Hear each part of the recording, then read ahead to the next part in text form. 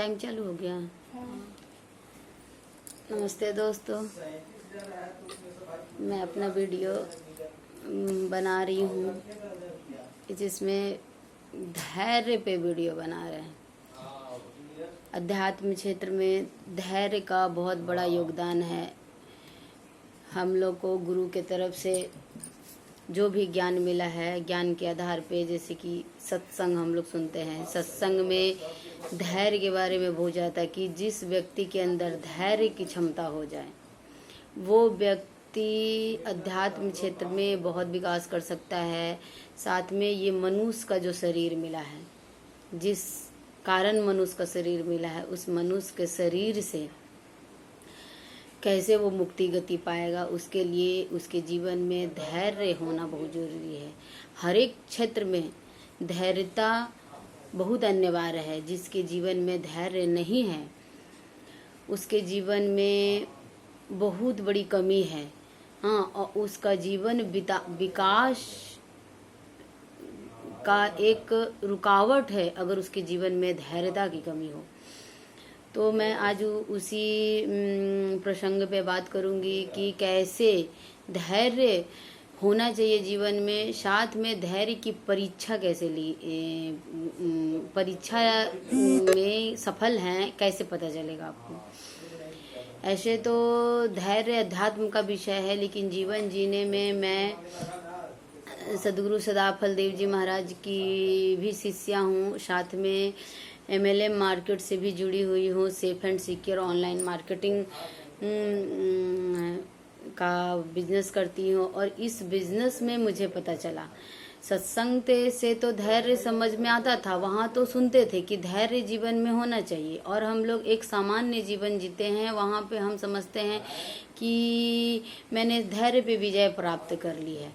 लेकिन जब आप किसी फील्ड में काम करते हैं, अब वहाँ आपका काम नहीं होता है, और नहीं होने के बाद भी आपने जिस चीज़ का संकल्प ले लिया है, उस संकल्प पूरा होने में आपको लगता है कि वो कार्य कैसे हो रहा है, कैसे होगा, और वहाँ पे आपको धैर्य रखने का परीक्षा रहता है। तो वहाँ पे आपको समझ में आता है कि ये मेरा धैर्य का परीक्षा है, और अगर वहाँ पे आप सफल होते हैं तो वहाँ उस क्षेत्र में आपको सफलता मिलती है। साथ में धैर्य आपके जीवन में उतर जाता है, और आप जीवन के हर क्षेत्र में विकास कर सकते हैं। तो आपको लोगों को लग रहा होगा कि आखिर MLM मार्केट, हाँ, नेटवर्क मार्केटिंग और अध्यात्म एक दूसरे में कनेक्टेड करके क्यों बात किया जा रहा है। इसलिए बात किया जा रहा है क्योंकि हम लोग सत्संग में सुनते हैं कि किसी को भी क्षमा कर दो। ऐसे हम सोचते हैं कि चलो हमने उसको क्षमा कर दिया, लेकिन क्षमा किस अवस्था में किया जाता है? कोई आपको बुरा बोले, कोई आपको अपशब्द करे, कोई आपको अपमानित करे, और उस समय आप वहाँ कुछ ना बोलें। बोलना, मुंह से बोलना तो बहुत बड़ी बात हो जाता, उसके बारे में मन में विचार भी नहीं लाना है कि उसने मेरे बारे में ऐसा बोला, और उतना ही विचार नहीं लाना है। सो तो है ही, साथ में आपको उसके पास जाना भी है, उससे बात भी करनी है, और ये सारा चीज आपको करना ही पड़ेगा अगर आप MLM मार्केटिंग में हैं। अगर नहीं करते हैं तो आप इस बिजनेस में सक्सेस नहीं होते हैं। और वहाँ पे अगर आप इस बिजनेस में सक्सेस होना चाहते हैं तो वहाँ पे आपको अपने आप को, अपना अपमान को, अपना जो भी है उस चीज को साइड रखना पड़ेगा, और साइड रख के और उसके पास जाना पड़ेगा, उसको दोबारा, तिबारा, 4 बार समझाने के पर्पज से कि हाँ, इस तरह से आप आइए, आपके जीवन में विकास होगा। और वहाँ पे आपकी होती है धैर्य की परीक्षा, वहाँ आपकी होती है धैर्य की परीक्षा। और उसी तरह जीवन में धीरे धीरे धीरे धीरे जैसे आपने एक व्यक्ति को झेलते हुए उसको आप समझ रहे हैं कि वो मुझे इग्नोर कर रहा है, फिर भी उसको आप धीरे धीरे धीरे धीरे लाइन अप पे ला के आप सिस्टम से जोड़ते हैं, जोड़ के उसका विकास के बारे में बताते हैं, साथ में उसको सपोर्ट करते हैं। सपोर्ट करके उसका भी विकास करते हैं, और अपना उसका विकास हो रहा तो आपका भी विकास हो रहा है, और जैसे ही उसका विकास होता है तो वो आपका सहयोगी बन जाता है। और तब जाके वो आपको मतलब एक तरह से ब्लेसिंग देखता है कि आपको मैंने इतना इग्नोर किया, आपको मैंने इतना अपमानित किया, आपके बारे में वो बाद में फिर बताता है, वो बंदा बाद में सारा बात वो बताता है आपको, और आपके बारे में जितनी नेगेटिविटी उसने मार्केट में फैलाई थी, अपने अगल बगल में फैलाई थी, वो सारा बात सामने से आपको बताता है जब वो सक्सेस होने लगता है आपके माध्यम से।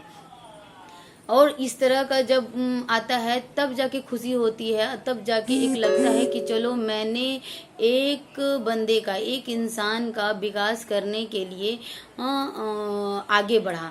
और इसी तरह धीरे धीरे यहाँ पे होती है आपकी धैर्य की परीक्षा, और कुछ लोग यही असफल हो जाते हैं। यही लगता है कि अरे मैंने इतने लोगों से बात किया, तो बात करने का बहुत सारा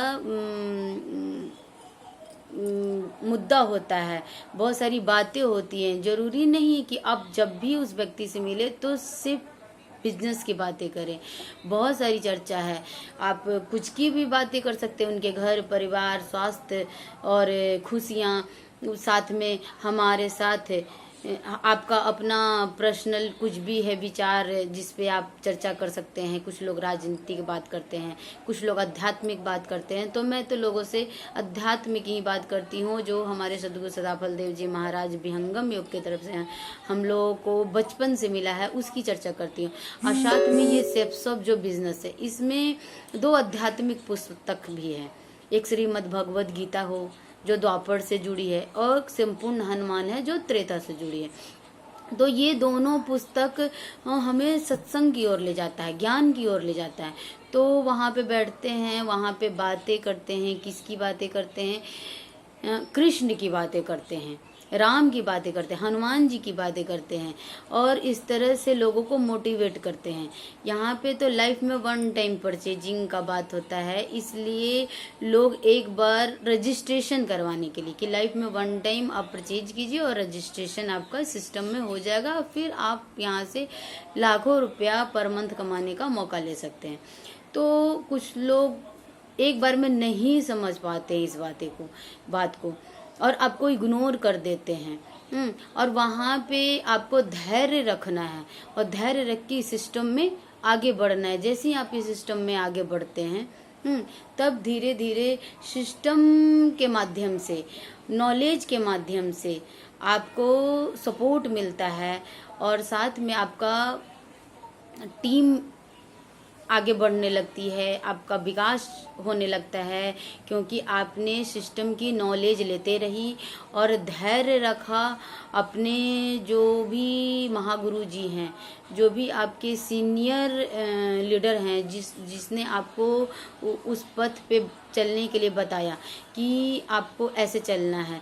एक छोटा बच्चा होता है, वो नहीं स्कूल नहीं जाना चाहता है, कभी भी स्कूल नहीं जाना चाहता है, बहुत रोता है, बहुत छटपटाता है, लेकिन माँ को पता है, उस पिता को पता है, उस स्कूल का टीचर को पता है कि इसको अभी इस फील्ड में, इस जगह पे इसको इंटरेस्ट नहीं है, इसलिए नहीं आना चाहता है। लेकिन कुछ दिन के बाद वो स्वतः खुशी खुशी स्कूल जाता है। तो यही है कि शुरुआत में लोगों को नहीं पता है कि यहाँ पे कितना बड़ा महासागर है, यहाँ से अनलिमिटेड आप इनकम ले सकते हैं, और साथ में आपका जीवन शैली बदल जाता है। उतना इग्नोरेंस होने के बावजूद आप लोगों से मुस्कुरा के बात कर रहे हैं, आप जान रहे हैं कि ये व्यक्ति मेरे पीठ पीछे मेरे बारे में गलत बातें बोल रहा है, लेकिन फिर भी आप उसको दिल से माफ कर देते हैं और धैर्य रखते हैं कि एक दिन इस सिस्टम का नॉलेज और इस सिस्टम का ताकत के कारण ये जरूर मेरी बातों को समझेगा और हमारे साथ आएगा, और इसका भी विकास होगा। और साथ में हमारा पूरा जिस क्षेत्र में आप रह रहे हैं उस समाज का विकास होने के लिए आप लेके चलेंगे, तो उस पूरा समाज का आपका विकास होगा। बहुत बहुत धन्यवाद दोस्तों। और मुझे लगता है कि आज के लिए इतना इस इतना बड़ा वीडियो बहुत सफिशिएंट है। बहुत बहुत धन्यवाद दोस्तों।